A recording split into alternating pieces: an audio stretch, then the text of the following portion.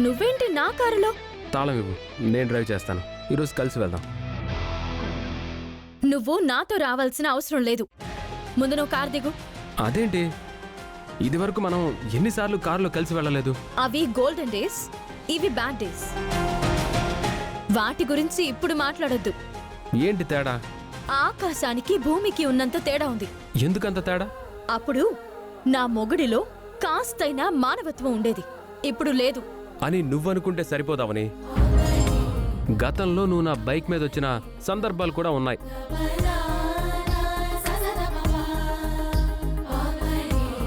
Of course, but ఇప్పుడు కుదరదు.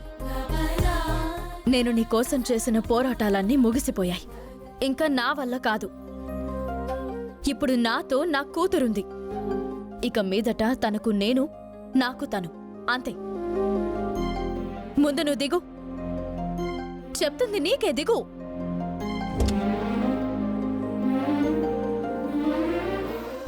అవని అవని నేను కూడా వస్తాను. కూతురొచ్చిన తర్వాతైనా మారతావని అనుకున్నాను. అలాగే ఉన్నావు. అందుకే ఇక మీదట నేను నీ వెంట పడదలుచుకోవడం లేదు.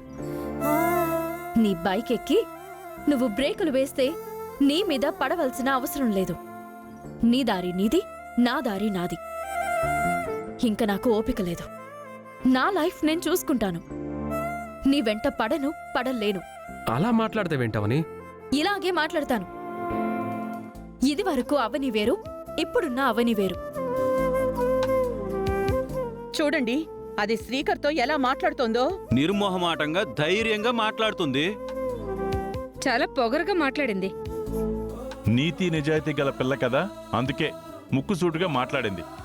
మనమే అవని విషయంలో సరిగ్గా ఆలోచించడం లేదు.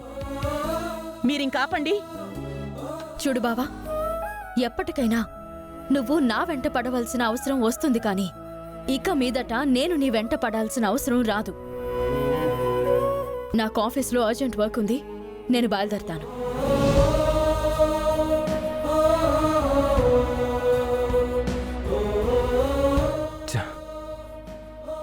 మరోసారి బైక్ స్టార్ట్ చేస్తాను.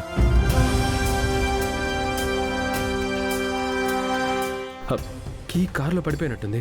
అవని, అవని, అవని ఆగు. రే శ్రీకర్, రే అమ్మాయికో ఆగరా. అరే తమ్ముడు, నిన్నేరా.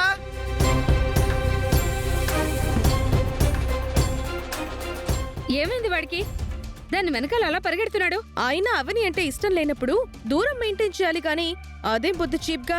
వాడు ఎప్పుడు ఎలా ఉంటాడో అప్పుడప్పుడు అర్థం కాకుండా పోతోంది. అమ్మా, వాడిలో ఒక అపరిచితుడున్నాడు. బెల్లం ఎక్కడుంటే చీమలు అక్కడికి వెళ్తాయన్నది నిజమా కాదా? నిజమే. వాళ్ళ పరిస్థితి అంతే. అవని, అవని,